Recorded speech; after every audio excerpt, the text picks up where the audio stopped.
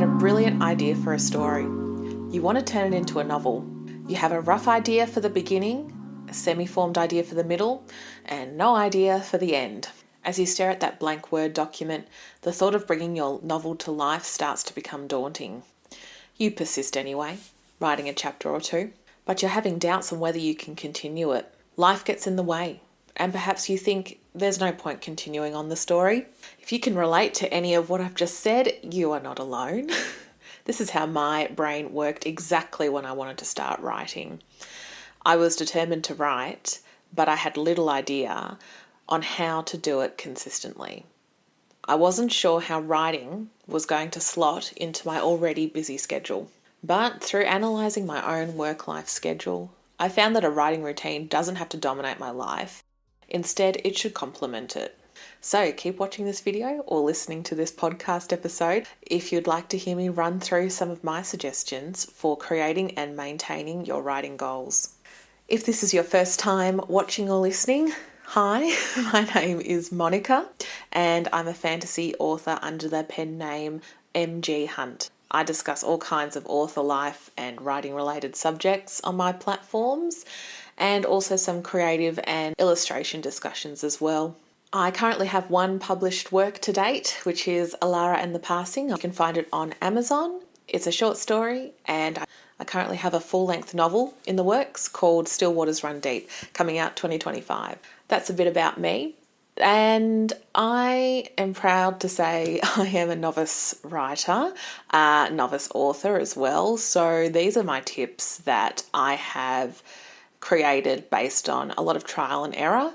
I'm still very new to this. I would never call myself an expert in this area, but if you're like me and you're wanting to get started into writing and you have no idea where to start, I'm hoping some of these tips as a fellow novice writer will help you as well. So let's get to the topic of discussion. How does one create and maintain a writing routine? You may have read or heard about the self-help book Atomic Habits by James Clear. He talks about the power of making tiny improvements every day to transform into something over time. And a quote from this book reads, "If you can get 1% better each day for 1 year, you'll end up 37 times better by the time that you're done." Committing to a 1% improvement rate is something I'm willing to engage with. It doesn't seem too hard to achieve. My mindset has always been if I can just do a little bit more than I did yesterday, that is still a bit better than nothing. I used to be the kind of person that would really throw my all into something, set these really high goals for myself and aims, and there's nothing wrong with that as well, but when I didn't hit those goals, I didn't really feel motivated to continue. But my mindset has definitely changed where life is busy. We've got a lot of different priorities. So if you can commit to making just a little bit of progress each day, that's better than nothing. Creating and maintaining a routine is just as important to me as the actual output of the story that I'm creating. You may have heard the other infamous saying / joke, which is, how do you eat an elephant? The answer, 1 bite at a time. If you are faced with an elephant on your plate, you may be paralysed by fear. It's an elephant after all. But there's only one way through, and that is to take 1 tiny bite at a time. And eventually, the metaphorical elephant is consumed. So, in this case, our elephant is our novel. Let's tackle this elephant 1 bite at a time. So, starting with number 1, set yourself a weekly or daily word count goal. Choose a word count or chapter goal and stick to it. Easier said than done, you might say. Well, I never said how much that word count should be or the chapter goal should be. It could be 100 words a day, 1,000 words a week, a chapter a month, 5 words a day. Whatever you choose, it doesn't matter as long as you can commit to that goal. Decide on a goal that is 100% achievable for your lifestyle. Something that is non-negotiable, no matter the things that life throws at you.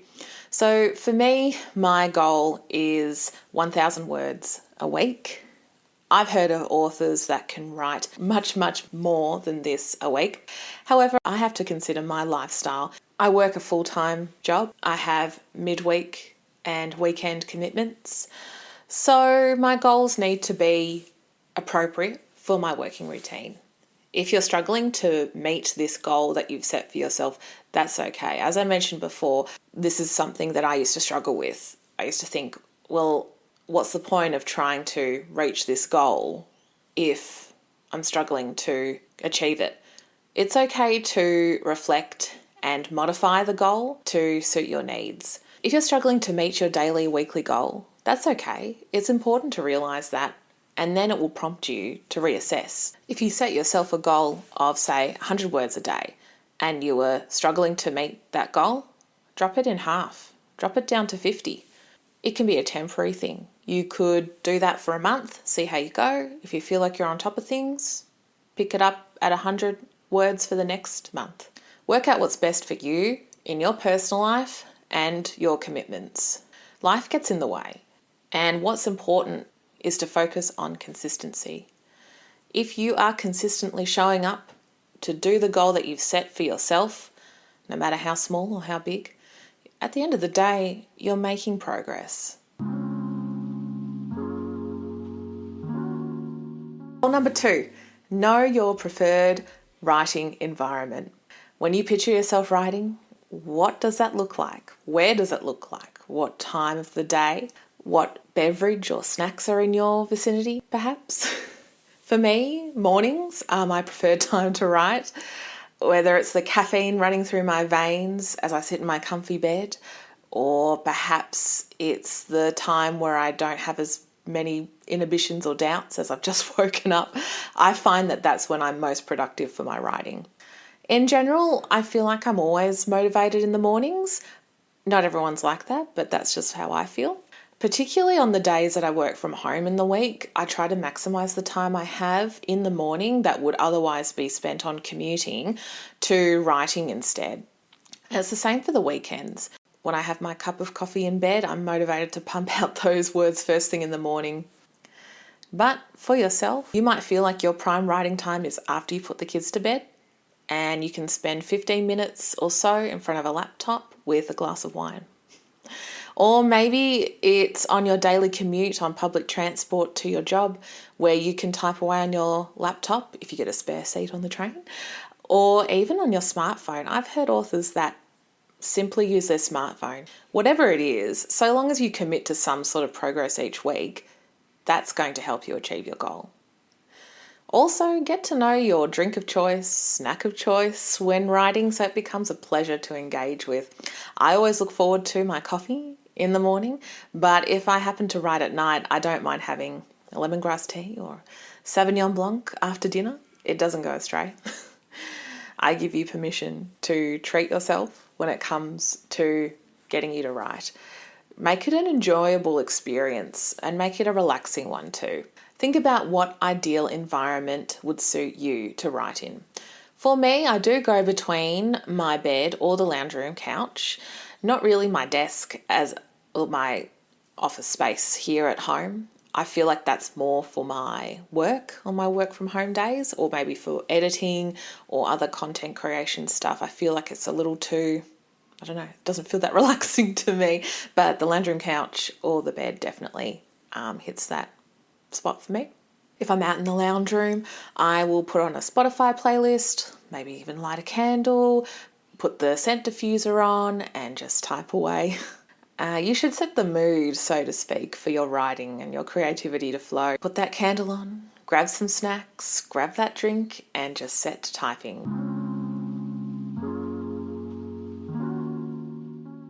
And finally, number 3, record your progress. Recording my word count is one way that I track my progress, and it also helps to see just how far I've come. For this, I use a word count tracker, and this is something I've just made using Google Sheets, and I'll pop an example of this in the video, and for the listeners, I'll also explain. So what I've got open is my personal word count tracker. As you can see, it's pretty basic, but it helps me get through what I need to record for my projects. So I made this at the start of the year, and basically I made it just to help me track the progress on this Gatira novella project that I've been working on. Here we have the aim, and my aim is to write 1,000 words per week. Bar any weeks dedicated to editing. I've said what I would like to finish. I can tell you now, I don't know whether I'll get onto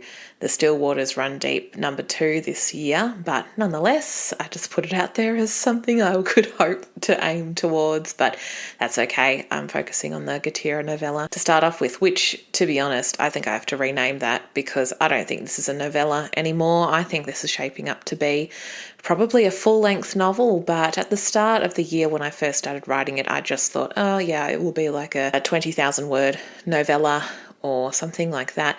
But as you're probably looking at the screen towards the end, yes, it's definitely, the project has definitely gone above 20,000 words. So the way that I set out my word count tracker just has 5 columns here. So we've got the week, numbers 1 to 52, I think there are in a year. Hope I get that right. We've got the starting WC, which stands for word count, ending word count. Then we've got the project and the total words achieved for that week. So I started right on January 1st. I already had about 9,200 words from when I started last year, and for that week I didn't quite hit my goal, but that's okay. It was close enough. And then in the following week I did hit my goal of over 1,000 words a week. So I thought, you know what, at least that kind of evens itself out. I guess you divide that within a fortnight I hit 2,000 words. So yep, that's all good for me. So in my project column, I do have a selection of little tasks or projects that I can select what I'm going to be working on this for the week. So I don't really do too much editing as I go along, but I felt like at this point, around May, I thought I would just spend that following week doing some editing. And I think part of my reasoning was I was probably getting to a point in the book where I needed to just kind of have a recap about what I had already written, where I want the story to go. So I dedicated that week to editing and I highlighted that there. And I did some more editing a bit further on, probably for the same reason, to get familiar with what I had previously written. And as you can probably see towards the end, starting around middle of August, I was dedicating more time towards marketing, starting the marketing and rollout of Elara and the Passing, which was my short story. So I didn't write anything for my project Gatira novella, so I just put 0 word count there. I know that this word count tracker is not perfect. It could be improved. You know, I'm just thinking if people were to create their own, perhaps there would be a way to put the project on this side and then having the word count specific for the project instead if you went between 2 projects. So that's something that perhaps I can improve on. And also, yes, my editing skills on Google Sheets, yes, need some work because I've got some lines floating there, but that's fine. I'm learning. So basically August and September was a little bit light on any sort of edits, and that was because I was focusing a lot of my time in the marketing of Elara and the Passing, and the marketing strategy for that was a lot of content being created for Instagram posts, and I think I just didn't really have the brain space to get onto my Gatira novella, and that's totally fine. That's just how life works sometimes. I was determined to come back to it, and I did, and I have been, as of today when I'm recording, almost going to hit 1,000 words here on this week. I should just add that today when I'm recording this, it is a Saturday, and the week that I've got listed is from the Monday to the Sunday. So I still have one more day to hit my goal. So I intend to hopefully bang out another 200 words on the Sunday. Weekends are usually the best time for me to smash out some of that word goal. So I'm pretty close to hitting that goal this week. But sometimes if I don't quite hit it, there's been a few odd weeks where I don't hit that word count. I just say to myself, look, I've got every intention to keep on going with the book. So if most of the time I do hit it, sometimes not. And maybe some of the weeks that I do have an extra 200 words added over the minimum 1,000 word count, I guess it all quote unquote comes out in the wash, as they say. Overall, the average, I believe my word count goal is being met, and it could be interesting to see if there's like a feature you can add in on the Google spreadsheet. I'm sure you can, where you could work out an average word count overall. So maybe in this column there could be a way to add up all these amounts and have a running average word count hit. Could be an interesting feature to have. A running average to see what the average word count is for the week, and maybe I'll have to work that out and get my math brain working to see how I could do that. So this is just an overview of how I set up my word count tracker. It definitely helps me, and it gives me a bit of a boost when I see how far I've come. Because if you had have told me towards the end of the year I'd almost have 50,000 words for Gatira novella, I would have thought, no way. But this is proof that it happened. So I hope this helps, and I hope this gives you a bit of an indication on, or maybe even some inspiration about what you yourself could create in the way of a word count tracker, if that's something you're interested in. So in this fast-paced world that we live in, it can not only be hard to find the time to write, but also find the energy to do so. My advice to myself and to everyone is to be kind with myself.